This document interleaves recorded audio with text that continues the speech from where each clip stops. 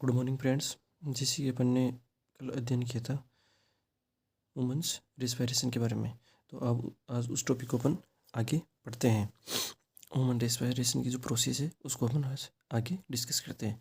Human respiration, humans में respiratory system well develop होता है। इनमें लंग्स मुख्य श्वसन अंग होते हैं, मतलब ये ह्यूमंस के अंदर जो श्वसन तंत्र है वो सुविकसित होता है। इनमें जो लंग्स है वो मुख्य अंग श्वसन अंग होते हैं। नासा छिद्र ह्यूमन में दो अलग अलग एक पेयर नासा द्वार श्वसन सिस्टम के बाह्य छिद्र होते हैं। मतलब जो अपने बाह्य छिद्र जो नोजल पार्ट होते हैं, नेजल पार्ट, उनको नासा द्वार कहते हैं। नासा द्वार श्वसन सिस्टम के बाह्य छिद्र में खुलते हैं या छिद्र होते हैं। यह नासा मार्ग में ओपन होते हैं, मतलब जो आगे जाके किस में ओपन होते हैं, नासा मार्ग में ओपन होते हैं। नंबर 2 है नासा मार्ग। नासा छिद्र दो नासा मार्ग में ओपन होते हैं। दो नासा मार्ग होते हैं, उनमें क्या होते हैं, ओपन होते हैं। दोनों नासा मार्ग के बीच एक नेजल सेप्टम स्थित होते हैं। जो कल डायग्राम में बताया था, जो दो नासा मार्ग है उनके मध्य एक नेजल सेप्टम स्थित होता है, जो इन दोनों को क्या करता है, पृथक करता है। जिससे कि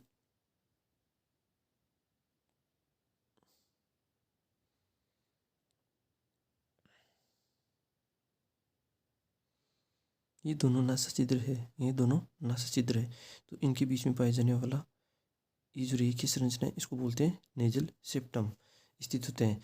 यह नेजल सेप्टम अग्रभाग, तो इसका जो अग्रभाग है आगे वाला किसका बना होता है, उपस्थिका और उपास्तिका, और जो ये लास्ट पार्ट है पश्चिम भाग है इसका, वो किसका बना होता है, अस्थियों का बना होता है। नासा मार्ग में टर्बाइनल, जो नासा मार्ग है इसके अंदर टर्बाइनल अस्थियां पाई जाती है। कौन सी अस्थियां, टर्बाइनल अस्थियां पाई जाती है। इस पर सीलिया रहित संवेदी उपकला, मतलब सेंसरी ऑर्गन उपकला का आवरण होता है। यह ग्राण उपकला या सिनिडेरियन झिल्ली कहलाती है। ग्राण उपकला मतलब किसी सुगंध से संबंधित, सिनिडेरियन झिल्ली कहलाती है। सिनिडेरियन कला में श्लेष्मा स्राव करने वाली गोबलेट सेल्स उपस्थित होती है। जो ये सिनिडेरियन है वो सिनिडेरियन झिल्ली, जो इस सिनिडेरियन कला के ऊपर क्या होती है, श्लेष्मा स्त्रावण करने वाली गोबलेट सेल्स कहलाती है। जो किसका स्त्रावण करती है, श्लेष्मा का स्त्रावण करती है। सिनिडेरियन कला में राइनोवायरस के संक्रमण से सूजन आ जाती है तथा श्लेष्मा का अधिक स्त्राव होता है, जिसे क्या बोलते हैं अपन, नॉर्मल से जुकाम बोलते हैं। जो ये सिनिडेरियन कला है इसके ऊपर जो राइनोवायरस होता है, जुकाम का वायरस है ये राइनोवायरस, तो इसके संक्रमण से सूजन आ जाती है तथा श्लेष्मा का क्या होता है, अधिक स्त्राव होता है। ये क्वेश्चन पूछा जाता है राइनो वायरस वाला।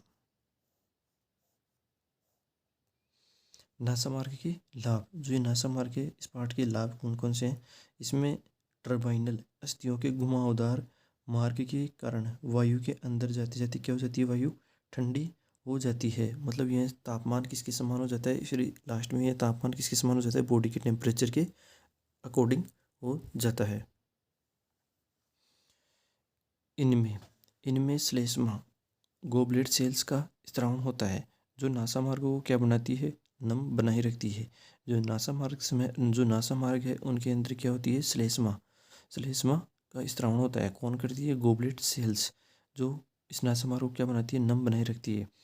इन नासा मार्ग में उपस्थित है, मतलब इस जो ये नासा मार्ग है इसमें रोम और श्लेष्मा उपस्थित होते हैं। जो बैक्टीरिया, धूल के कण, जैसे 6 HMM से छोटे वाले कण है ना, सूक्ष्म कण को लंग्स में नहीं जाने देते, मतलब ये वहीं रोक लेते हैं।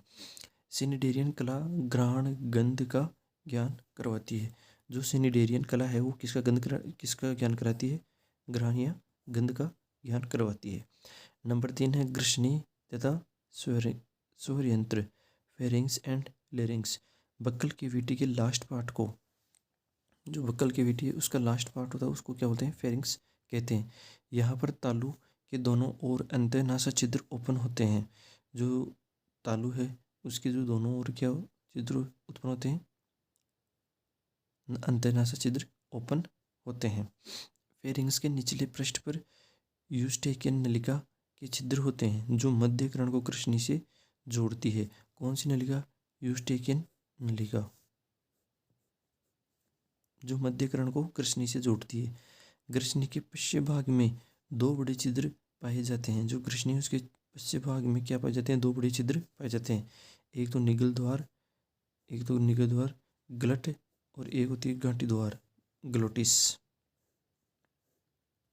जो ये ग्लोटिस है, घाटी द्वार है, इस पर उपास्थि का बना एक ढक्कन होता है।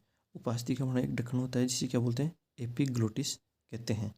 यह एपिग्लोटिस ही ट्रैफिक में इनका कार्य करता है। अभी पढ़ते हैं आगे, है ना।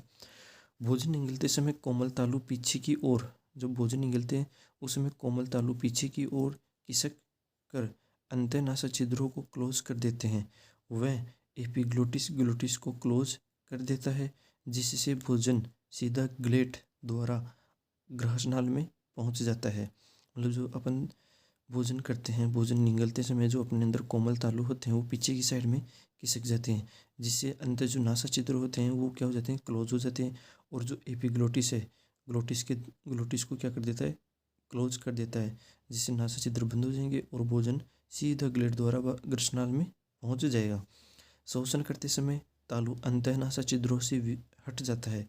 वह एपिग्लोटिस भी ग्लोटिस को खोल देता है, जिससे वो जो श्वास वाला जो छिद्र है, मतलब जो अंत छिद्र है, वो खुल जाता है और श्वासन की प्रक्रिया संपन्न होती है। इस प्रकार एपिग्लोटिस यहाँ ट्रैफिक पुलिस मैन की तरह कार्य करता है। ट्रैफिक मैन पुलिस की तरह कार्य करता है, मतलब कभी जब श्वासन की क्रिया करते हैं तो एपिग्लोटिस को हटाता है, और जब श्वासन की क्रिया नहीं करते और भोजन की क्रिया करते हैं तो एपिग्लोटिस को वापस लगाता है ना, ग्लोटिस को वापस लगाता है। इसी के अंदर है स्वयंत्र और लेरिंग्स। इसमें इसे स्वर यंत्र या ध्वनि उत्पादक या कंठ भी कहते हैं। इसका निर्माण 3 उपास्थियों से होता है। ये तीनों उपास्थि कौन कौन सी है? एक पाई जाती है एपिग्लोटिस, एक पाई जाती है थायराइड, एक पाई जाती है क्रिकाइड, दो पाई जाती है एरिक्नॉइड, और दो पाई जाती है क्यूनिफॉर्म, और दो पाई जाती है कॉर्निक्यूलेट। यह 9 उपास्थियों से बना होता है। इसमें 2 प्रकार के वोकल कॉर्ड्स मतलब स्वर रज्जु प्रेजेंट होते हैं। इनमें से ऊपर वाले स्वर रज्जु मिथ्या रज्जु मतलब असत्य, फॉल्स स्वर रज्जु कहलाते हैं, क्योंकि इनमें कंपन नहीं होता, जिस कारण यह ध्वनि उत्पन्न करने में कोई सहायता नहीं करते। जबकि निचले स्वर रज्जु वास्तविक ट्रू या सत्य स्वर रज्जु कहलाते हैं, जिनमें कंपन होने से ध्वनि उत्पन्न होती है। अगला पार्ट है श्वास नली, ट्रेकिया। यह 12 सेंटीमीटर लंबी नली होती है। यह कंठ से वक्ष गुहा तक फैली रहती है। यह वक्ष भाग के 5वें वक्षी कशेरुका तक जाकर 5वीं वक्षी कशेरुका तक जाकर दो भागों में क्या हो जाती है? विभाजित हो जाती है। दाई व बाई प्राथमिक श्वसन में विभक्त होकर दाएं व बाएं लंग्स में प्रवेश करती है। मतलब ये जो आगे जाके विभाजित होती है, जो ये श्वसन नली दाई व बाई, तो यह प्राथमिक श्वसन नली होती है ना। प्राथमिक श्वसन नली फिर आगे जाके किस में होती है? दाएं व बाएं लंग्स में प्रवेश करती है। इसमें भी गोबलेट सेल्स प्रेजेंट होती हैं। जो ये प्राथमिक श्वसन नली होती है, जो ये ट्रेकिया है, इसमें भी गोबलेट सेल्स प्रेजेंट होती है, जो श्लेष्मा का क्या करती है? स्त्रावण करती है। ट्रेकिया में उपास्थि से बने सी आकार के 16 से 20 चल्ले प्रेजेंट होते हैं, जो इन्हें सिकुड़ने से क्या करते हैं? रोकते हैं। इनके अंदर क्या है कि जो श्लेष्मा का स्त्रावण होता है, गोबलेट सेल होती है, श्लेष्मा पाई जाती है, और पक्षमा भी सेल्स पाए जाते हैं, जो श्लेष्मा के अंदर आकर जो जीवाणु बैक्टीरिया वगैरह आके जो फंस जाते हैं, वायरस वगैरह आके फंस जाते हैं, उनको ये पक्षमा भी सेल्स क्या करती है? उनका भक्षण कर लेती है। तो मतलब इनमें पाए जाने वाली पक्षमा भी सेल्स, उपस्थित सेल्स आने वाले जीवाणुओं का क्या कर लेती है? भक्षण कर लेती है। इसका लास्ट पार्ट है लंग्स। फिर लंग्स के अंदर अनेक पार्ट है। वक्ष गुहा में एक जोड़ी लंग्स पसलियाँ रिब्स से घिरे रहते हैं। लंग्स के चारों ओर दोहरा प्लूरल आवरण पाया जाता है। बाहर की साइड पेराइटल प्लूरा तथा अंदर की ओर विसरल प्लूरा पाई जाती है, जो वास्तविक देह गुहा को प्रदर्शित करती है। इस कैविटी में, जो ये कैविटी है, इसमें क्या होता है, प्लूरल द्रव पाया जाता है। यह द्रव यांत्रिक स्नेह के रूप में कार्य करता है और इसको नम बनाए रखता है। जब किसी बचपन के अंदर या किसी चाइल्ड के अंदर चोट लग जाने की वजह से जो ये जो दोनों कैविटी है ना, कौन सी, एक तो प्लूरल अवकाश, सॉरी, एक तो लंग्स पसलियों में जो ये प्लूरल पेराइटल प्लूरल तथा बाहर की ओर जो पाया जाने वाला प्लूरल आवरण, इन दोनों के मध्य प्लूरल अवकाश पाया जाता है। तो है ना, चोट की वजह से, कहीं चाइल्ड बच्चा गिरने की वजह से, बचपन के अंदर खेलने की वजह से, ज़्यादा चोट लगने की वजह से, तो वो चिपक जाती है, दोनों झिल्ली आपस में चिपक जाती है, जिससे बच्चे की क्या हो जाती है, मृत्यु भी हो सकती है। दाएं लंग्स का आयतन या द्रव्यमान बाह्य फेफड़े से क्या होता है, ज़्यादा होता है। दाएं लंग्स का वजन 700 ग्राम और बाएं लंग्स का वजन 600 ग्राम। दायां लंग्स 3 पालियों तथा बायां लंग्स 2 पालियों से मिलकर बना होता है। जो लंग्स का फॉर्मेशन है वो एम्ब्रियोनिक स्टेज होती है, जो एम्ब्रियो के एंडोड्रम लेयर से होता है। कौन सी, एंडोड्रम लेयर से होता है। ये क्वेश्चन पूछा जाता है बार बार, ये वाला क्वेश्चन और ये क्वेश्चन, एम्ब्रियोनिक लेयर से होता है। अब लंग्स में आती है प्राथमिक श्वसन नली। जो लंग्स में आके खुलने से पहले जो नली होती है उसको बोलते हैं प्राथमिक श्वसन नली। यह आगे चलकर छोटी शाखाओं जैसे सेकंड व थर्ड श्वसन नली में बट जाती है।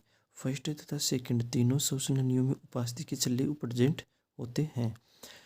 थर्ड श्वसन नली जो तीसरी श्वसन नली है, इसमें अनेक श्वसन निकायें जुड़ी रहती है। इनमें छल्ले एब्सेंट होते हैं, मतलब इनमें से उसी आकार के छल्ले प्रेजेंट नहीं होते, तथा इनके लास्ट पार्ट पर वायु से भरी कोशिकाएं पाई जाती है, जिनकी संख्या 30 करोड़ होती है। इन कोशिकाओं की सरफेस से गैस विनिमय की क्रिया होती है, अतः यह कोशिकाएं लंग्स की संरचनात्मक व क्रियात्मक इकाई होती है। जो पूछा जाए, क्वेश्चन आता है लंग्स की संरचनात्मक व क्रियात्मक इकाई कौन सी है, तो कोशिकाएं जो लंग्स है उनकी संरचनात्मक व क्रियात्मक इकाई होती है। कोशिकाओं की सतह पर लेसिथिन पाया जाता है, जिस कारण इनका पृष्ठ तनाव क्या हो जाता है, कम करता है। जो लेसिथिन है वो पृष्ठ तनाव को क्या करता है, कम करता है, तथा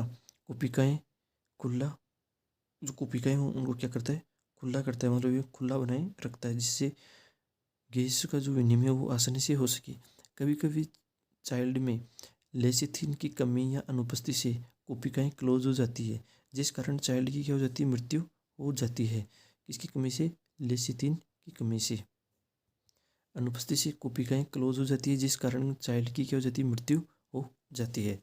अब इसके आगे टॉपिक बचा है, मतलब जो श्वसन की प्रक्रिया है ना वो कैसे संपन्न हो रही है, जो गैसीय विनिमय है वो कैसे हो रहा है। अब इसका एक डायग्राम बनाएंगे रफली सा कि कैसे संपन्न हो रहा है, और जो अभी लिखा है उसका डायग्राम बनाएंगे, तो उसको अपना अगली वीडियो में डिस्कस करेंगे, अच्छे से डायग्राम के साथ समझेंगे। Thank you.